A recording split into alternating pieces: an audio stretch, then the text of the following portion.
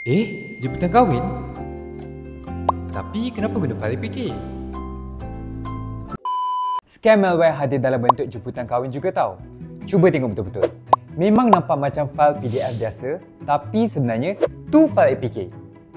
File APK ni lah malware. Jika anda tekan dan buat turun file ni, scammer boleh akses telefon anda tanpa anda sedari.